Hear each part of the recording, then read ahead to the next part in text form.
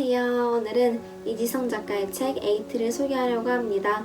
이 책 에이트에는 미래에 4차 산업혁명이 일어났을 때 인공지능이 대체되지 않기 위해서 인류가 지금부터 어떠한 준비를 해야 하는지에 대해서 나와 있습니다.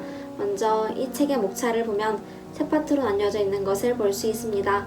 단 한 번도 경험하지 못한 시대가 오고 있다 라는 제목의 파트 1에서는 인공지능은 이미 발전되었고 외국에서는 벌써 인공지능에 의해 인간이 일자리를 잃어가고 있다.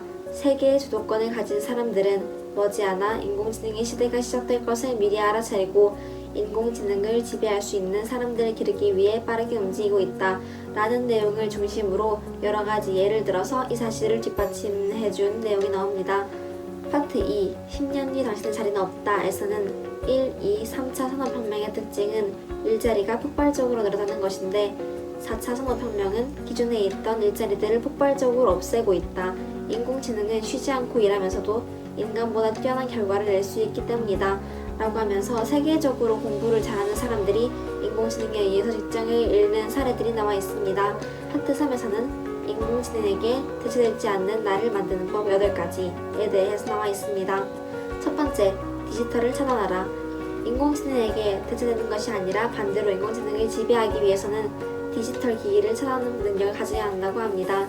스마트폰만 보는 것이 아니라 독서나 예술 활동을 하며 인간답게 사는 사람을 대체할 수 있는 기회는 없다고 저자는 말하고 있습니다. 둘째, 나만의 평생 유치원을 설립하라. 스티브 잡스, 빌 게이츠, 제프 베이조스 등 성공한 몇몇 사람들은 자신의 공감 능력과 창조성은 몬테소리에서 비롯되었다고 밝혔습니다. 이들이 다니는 몬테소리 유치원은 핵심 가치로 여기는 자유, 몰입, 성취를 담은 교육을 통해 창의적인 인재를 많이 배출한 곳이라고 합니다. 인간은 어릴 때 인류 최고 수준의 감성과 창조성을 소유하기 때문에 어린 시절에 가졌던 감성과 창조성을 다시 회복하는 사람은 인공지능이 대체할 수 없습니다. 셋째, 노잉을 버려라. 비잉하고 듀잉하라. 몇 년 전 하버드대는 인공지능 시대를 준비하기 위해 지식을 쌓게 하던 교육 방식, 노잉을 공감 능력을 기르는 방식, 비잉과 창조성을 기르는 방식, 듀잉으로 바꾸었습니다. 넷째, 생각의 전환, 디자인 싱킹하라. 디자인 싱킹이라는 것은 말 그대로 생각을 디자인하는 것입니다.